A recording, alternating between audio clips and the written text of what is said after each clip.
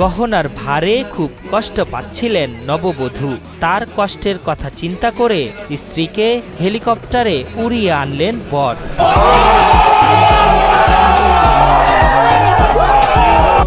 এত হেভি জামা কাপড় গহনা পরে আসতে আমার কষ্ট হবে জার্নি করতে, তো এটা চিন্তা করেই আমার জন্য হেলিকপ্টার বুক করেছে। বিয়ে তো নয়, মনে হইতেছে যে সার্কাস চলতেছে। গয়নার কারণে চলতে কষ্ট হইতেছে। এমন কি গয়না পড়ছে যার বারে চলতে পারতেছে না, তাই হেলিকপ্টার ভাড়া করছে। আমি বলি কি কার ভাড়া করলে মেবি কারের ভিতরে হাইটা হাইটা যাওয়া লাগতো, যেখানে মানুষ দুই বেলা খাইতে পারে না, রাস্তার দ্বারা দ্বারে ঘুরে। আর এইখান দিয়ে মানুষের সুখের সীমা নাই। না মানে যেভাবে ইন্টারভিউতে শো আপ করতেছে, কি এমন গয়না পড়ছে যার বার নিতে না পারে হেলিকপ্টার ভাড়া। দেখলেই বোঝা যায় একটা মিডল ফ্যামিলি এর থেকে বেশি গয়না পড়ে। এখন এখানে মূলত ভিখারি গুলাই হচ্ছে এই সাংবাদিক। 10 থেকে 15 কে দিয়ে একটা হেলিকপ্টার ভাড়া করা যায়, এটি আবার নিউজ করার কি আছে? এরকম বিয়ে সিলেটে সচরাচর হয়। দেশে এত নিউজ থাকতে এটি নাকি কাভার করা লাগে।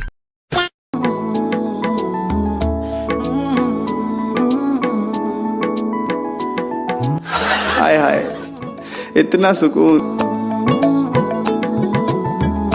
नहीं नहीं नहीं सारुण के यहाँ कुछ तो गड़बड़ है।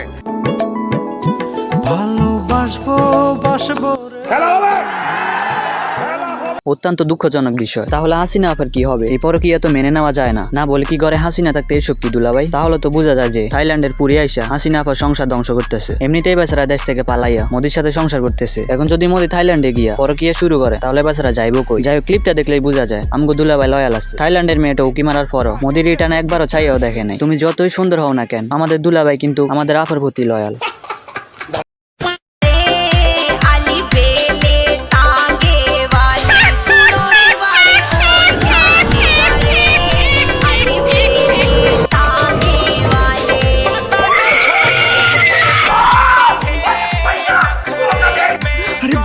তো হেই হোয়াটসঅ্যাপ ভাই ব্রাদার, কি অবস্থা, কেমন আছো? আশা করি সবাই অনেক বেশি ভালো আছো। তো তোমাদের জন্য নিয়ে আসছি মিম সিরিজের নিউ আরেকটি ভিডিও। এন্ড অনেকদিন যাবত বিনোদন দিই না, এই ভিডিওতে অনেক বিনোদন থাকবে, তো লাস্ট পর্যন্ত দেখো। আরেকটা কথা না বললেই নয়, ভিডিওটা কেউ সিরিয়াস নিবা না, জাস্ট বিনোদন হিসেবে দেখবা, তো এনজয় করো ফুল ভিডিও।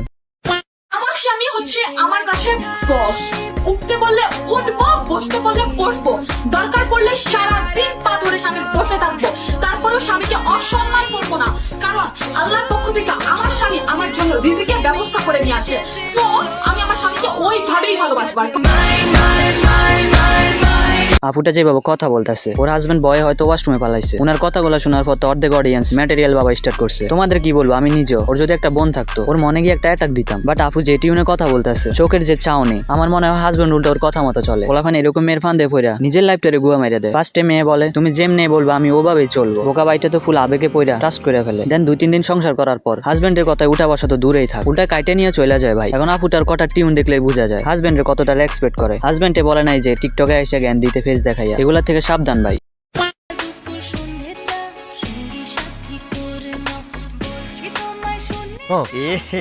रहा नहीं जाता, तड़प ही है।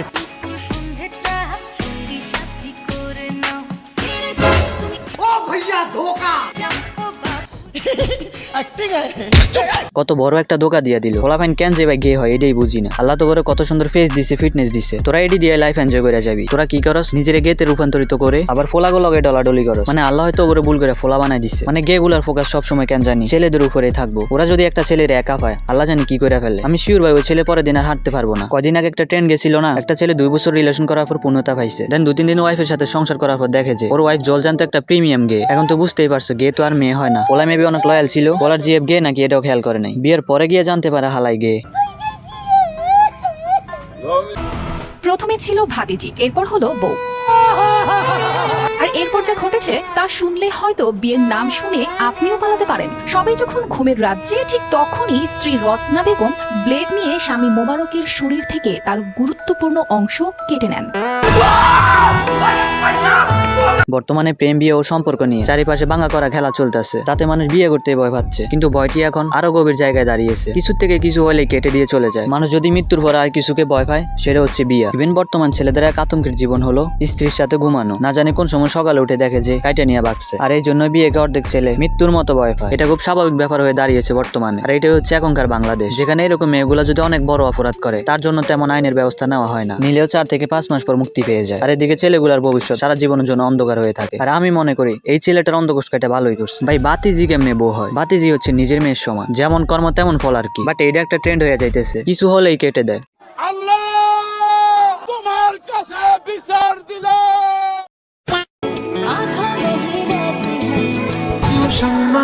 तो याद रखना मैं भी हूँ परवाना ओ जालिमा। भाई कैसी लगी? আজকে আপনাদের সাথে পরিচয় করিয়ে দিব একটি বিশ্বস্ত গেমিং প্ল্যাটফর্মের সাথে, যার নাম হচ্ছে 1xBet। 1xBet হচ্ছে নাম্বার 1 ট্রাস্টেড সাইট। 1xBet দিচ্ছে এই IPL সিজনে আমার সাবস্ক্রাইবারদের প্রতি ডিপোজিটে 200% বোনাস সহ 50 লক্ষ টাকা জিতার সুযোগ। 1xBet এর মধ্যে আপনি IPL এর সকল ম্যাচ লাইভ দেখতে পারবেন এবং লাইভ ম্যাচ চলাকালীন বাজি ধরে ঘরে বসে ইনকাম করতে পারবেন। রেজিস্ট্রেশন করার সময় আমার প্রোমো কোড বিদ্যুৎ এফ ব্যবহার করুন এবং লাইভ ম্যাচের রেজাল্ট প্রেডিকশন করে আপনার ঘরে বসে ইনকামের যাত্রা শুরু করুন। 1xBet এ আপনি IPL এর লাইভ ম্যাচগুলো সহ অনলাইনে অনেকগুলো গেম বাজি ধরে আপনার ভাগ্য পরীক্ষা করতে পারেন। প্লেন ক্যাশ থেকে শুরু করে সবকিছুই আছে এখানে, যা দিয়ে ইনকাম করে আপনি আপনার আয় বিকাশ, নগদ, পেটিএম ও ব্যাংকের মাধ্যমে সহজে উত্তোলন করতে পারবেন। তাছাড়া সহজে রেজিস্ট্রেশন করতে কমেন্ট বক্সে দেওয়া প্রসেস ফলো করুন। এখন 1xBet এ যুক্ত হয়ে এবং আপনার সহজ ইনকামের রাস্তা শুরু করুন। গাইজ, এখানে আর্থিক লেনদেনের বিষয়, তাই সবাই নিজ দায়িত্বে থাকুন। এটি জাস্ট আমাদের স্পন্সর। আমারে বলছে তোরে আমি আকাশে গেছি বাতাসে গেছি তোর জানি না তুমি আকাশ থেকে এইগুলা কইলা বইলা আমার মাথা খারাপ হয়ে গেছে। আমার এই জায়গা নিয়ে এখন বলতেছি কি আমার বিয়ে করতে হবে। বিয়ে করতে হবে। বিয়ে করতে হবে। বিয়ে করতে মানে তুমি কইছো তো তুই বিয়ে করবে। বিয়ে করবে মানে চাই না মে তুমি অন্য এমন করে কেউ যদি কানটাইনা নিয়ে যাইতো, জীবনটা ফুল ধন্য হয়ে যাইতো। ভিডিওটার ফুল কন্টেক্সট জানার পর বুঝলাম যে এখন মানুষ বিয়ে জিনিসটাকে ব্যবসাতে রূপান্তরিত করতেছে। মেয়েটা বিয়ের জন্য 20 লাখ টাকা কাবিন ডিমান্ড করতেছে। এটি হচ্ছে একটা বিজনেস। কয়দিন থেকে এরপর চাইবো ডিভোর্স, তখন দাও 20 লাখ। এটা হচ্ছে মেয়ের ব্যবসা। ছেলেরা তো ভাবে আমি তো কখনো বউ ছাড়বো না, মেয়ে পক্ষ কাবিন যাচাই করি, পরে দেখা যায় মেয়ে বাঁকা হয়ে বসে থাকে, স্বামীর সংসার করবো না, এখন আমার কাবিনের টাকা দে। এখন আমাদের দেশের আইন তো যে ছেড়ে যাক না কেন টাকা ছেলেদেরই গুনতে হবে। এই সুযোগ নিয়ে অনেক মেয়ে ব্যবসা করতেছে এডি নিয়ে। এই আইনের কারণে হাজারো ছেলেদের জীবন শেষ, সাথে শেষ হচ্ছে তাদের পরিবার। ভাবছিলাম একটা বিয়ে করবো, সুখে শান্তিতে একটু জীবনটা পার করবো, বাট এখন যা দেখতেছি ভাই, বিয়ে করবো আজকে সকালে দেখবো কাইটে নিয়ে বাগছে, তারপর কইবো ডিভোর্স দে, এরপর বলবো এবার কাবিনের টাকা দে। জীবনে যা একটা ইচ্ছে ছিল ওই ইচ্ছাটাও এখন মাটি চাপা দেওয়া লাগবে। এগুলা দেখার পর ভাই বিয়ে তো দূরেই থাক, মেয়ে দেখলে ভয় লাগে।